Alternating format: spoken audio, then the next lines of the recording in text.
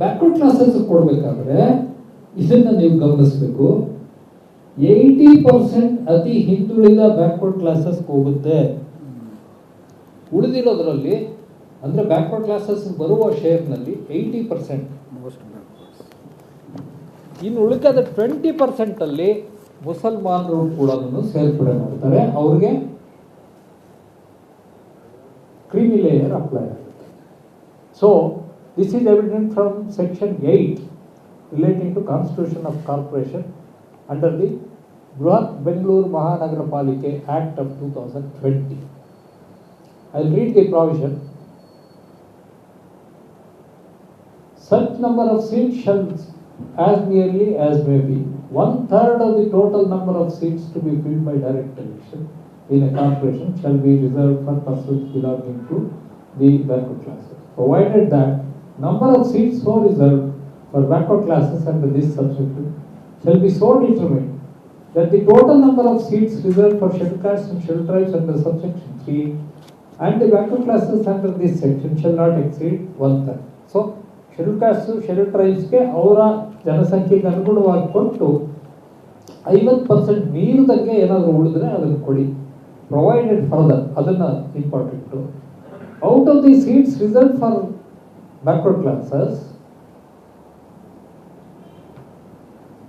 80% of the total number of such seats shall be reserved for persons falling under category A.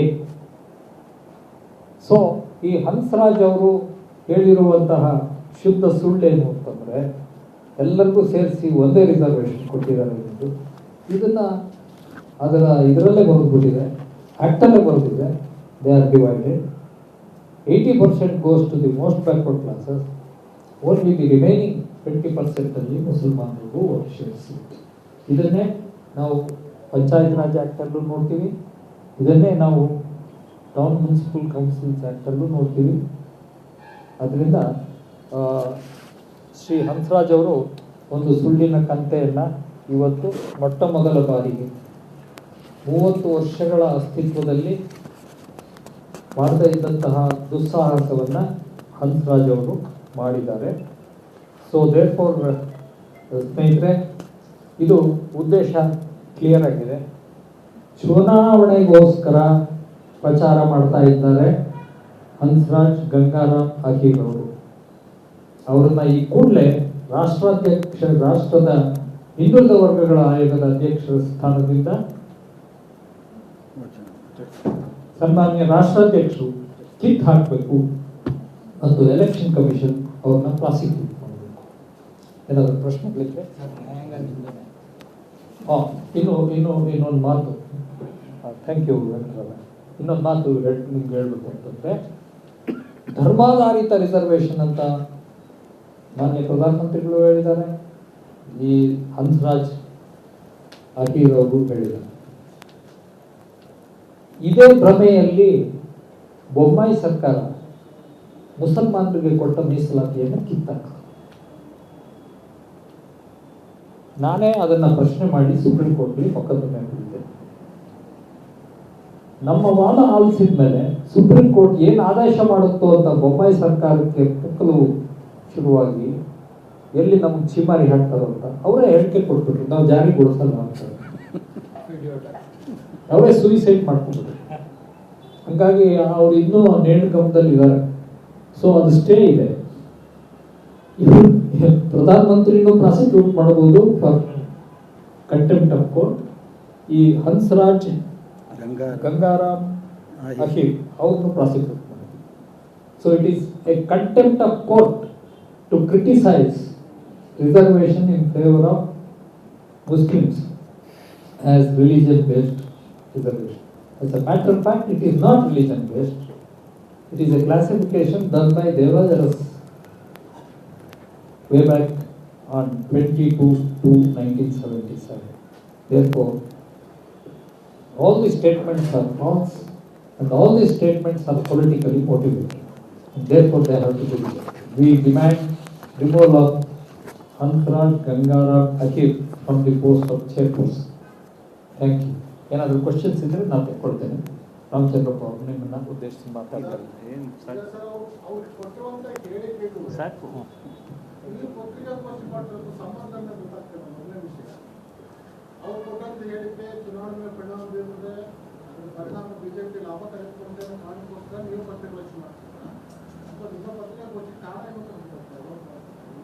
ಕಾರಣ ಏನು ಅಂತ ಬಹಳ ಒಳ್ಳೆ ಪ್ರಶ್ನೆ ಕೇಳಿದ್ರಿ. ಕಾರಣ ಏನು ಅಂತಂದ್ರೆ, ಯಾವ ಕಾರಣದಿಂದ ಹಂಸರಾಜ್ ಗಂಗಾರಾಮ್ ಅಖಿಲ್ ಅವರು ಈ ಸ್ಟೇಟ್ಮೆಂಟ್ ಕೊಟ್ಟರು, ಯಾವ ಆಧಾರದ ಮೇಲೆ ಕೊಟ್ಟರು, ಯಾವ ಅಥಾರಿಟಿಯಿಂದ ಕೊಟ್ಟರು? ನಾನು ಒಬ್ಬ ಹಿಂದುಳಿದ ವರ್ಗಗಳ ಆಯೋಗದ ಮಾಜಿ ಅಧ್ಯಕ್ಷನಾಗಿ ಮತ್ತು ಮುಸಲ್ಮಾನರ ಮೀಸಲಾತಿ ಕಿತ್ತಾಕಿದ್ದನ್ನು ಪ್ರಶ್ನೆ ಮಾಡಿ ಸುಪ್ರೀಂ ಕೋರ್ಟ್ಲಿ ಲಾಯರ್ ಆಗಿ ಮಾಡ್ತಿರೋದ್ರಿಂದ ಇವ್ರು ಮಾಡ್ತಿರುವ ಕಾನೂನು ಉಲ್ಲಂಘನೆ, ಮಾಡಲ್ ಕೋಡ್ ಆಫ್ ಕಂಡಕ್ಟ್ ಉಲ್ಲಂಘನೆ ಮತ್ತೆ ಅಧಿಕಾರದ ದುರುಪಯೋಗ. ಅಧಿಕಾರನೇ ಇಲ್ಲ ನಿಮಗೆ ತೀರ್ಮಾನ ಕೊಡ್ಲಿಕ್ಕೆ. It has to be by the commission. This is not a decision of the commission. Have you seen the statement? Shall I show you the statement? In his individual capacity, he is only first among the equals. ಈಗ chief justice ತೀರ್ಮಾನ ಕೊಡಕ್ಕೆ ಬರುತ್ತಾ? ಇಲ್ವಲ್ಲ. ಅವ್ರ ಜೊತೆ ಕುತ್ಕೋಬೇಕು ಇನ್ನೊಬ್ಬ judge, division bench. Full bench ಅಂದ್ರೆ ಇನ್ನಿಬ್ಬರು ಕೂತ್ಕೋಬೇಕು, full court ಅಂದ್ರೆ ಎಲ್ಲರೂ ಕೂತ್ಕೋಬೇಕು ಅಲ್ವಾ? ಇದು ಫುಲ್ ಕಮಿಷನ್. ಫುಲ್ ಕಮಿಷನ್ ಮಾತ್ರ ಕೆಲಸ ಮಾಡ್ಲಿಕ್ಕೆ ಅವಕಾಶ ಇರೋದು ಆರ್ಟಿಕಲ್ 338B ನಲ್ಲಿ. ಬೇಕಾದ್ರೆ ಓದ್ ಹೇಳ.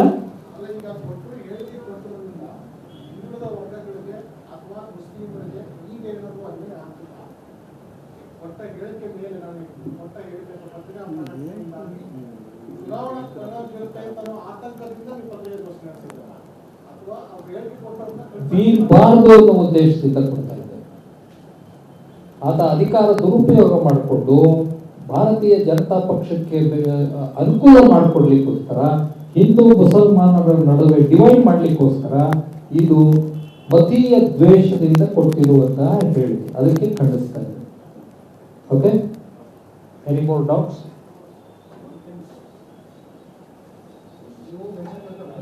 ಸರ್ಕಾರ ಇದನ್ನ ಜಾರಿ ಮಾಡ್ತೀವಿ 13/10/86 13/10/86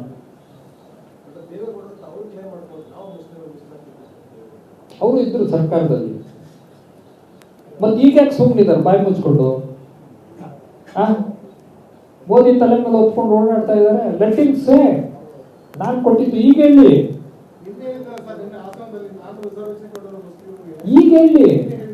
ಮೋದಿ ನೀನ್ ಹೇಳ್ತಿರೋ ತಪ್ಪು ಕಡೆಯ, ನಾನು ಕೊಟ್ಟಿರೋದು ಅಂತ ಹೇಳಿ. Let him take credit.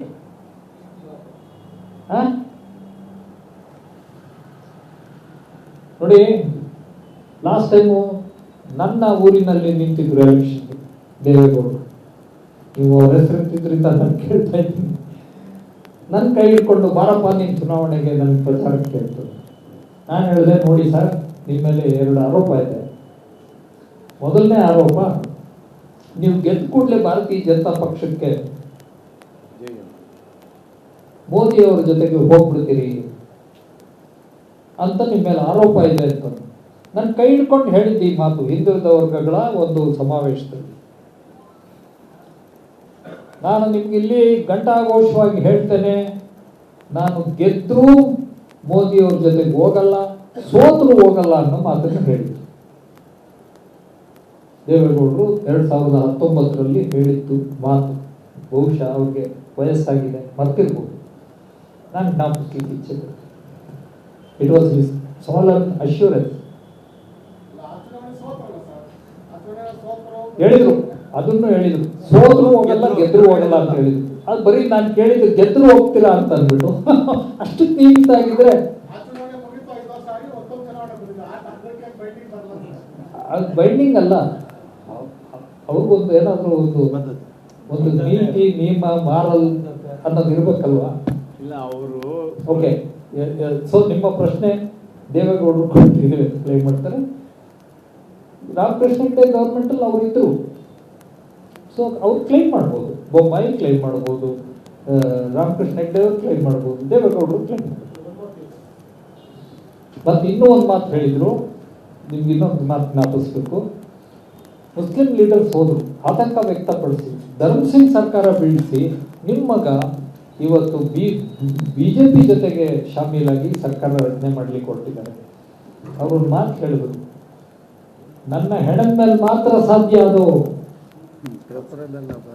ಯಾಕೆಂದ್ರೆ ಆ ಮುಸ್ಲಿಂ ಲೀಡರ್ಸ್ ನೇರ ನನ್ನ ಹತ್ರ ಬಂದು ಹೇಳಿದ್ರು, ನಾನು ಹೇಳಿದೆ ನೀವೆಲ್ಲ ತಪ್ಪು ತಿಳ್ಕೊಂಡು ಬಂದಿದ್ವಿ, ನಿಮ್ಮ ಹೆಣದ ಮೇಲೆ ಅದಕ್ಕೆ ಸಾಧ್ಯ ಅಂತ. ಅವ್ರು ಹೇಳಿದ್ಮೇಲೆ ಅದು these are the statements. In fact those people are alive. ನೀವೆಲ್ಲ ಬೇಕಾದ್ರೆ ವೆರಿಫೈ ಮಾಡ್ಬೋದು Muslim leaders. He is an absolute embodiment of immorality in politics. ಕರ್ನಾಟಕದ ರಾಜಕೀಯ ಹಾದರಕ್ಕೆ ಇವತ್ತು ಕುಮಾರಸ್ವಾಮಿಗಳು ಮತ್ತು ದೇವೇಗೌಡರು ಸುಪ್ರಸಿದ್ಧರಾಗಿದ್ದಾರೆ. ನೋಡಿ, ಅದು it is not worth the paper on which it is written. Why should I go to court? Because if a commission decides, I can challenge it. He is not an authority to take any decision. It is only the National Commission which can decide. Article 338B is very clear. If you want, I will read out that provision. It's very clear. He has no individual authority to take any decision, to criticize. First of all, National Commission ಗೆ ರಾಜ್ಯ ಸರ್ಕಾರದ ಪಟ್ಟಿ ಬಗ್ಗೆ ಮಾತಾಡುವ ಅರ್ಹತೆ ಇಲ್ಲ, criticise ಮಾಡೋ ಅರ್ಹತೆನೇ ಇಲ್ಲ.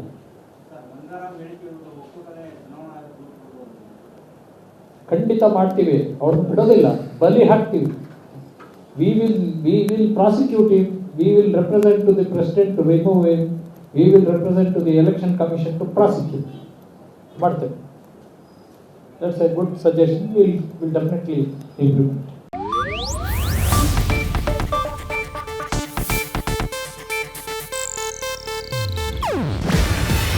ಇದು ಏಷ್ಯಾನೆಟ್ ನ್ಯೂಸ್ ನೆಟ್ವರ್ಕ್ ಪ್ರಸ್ತುತಿ. ನೀವು ನೋಡ್ತಿದ್ದೀರಾ ಏಷ್ಯಾನೆಟ್ ಸುವರ್ಣ ನ್ಯೂಸ್.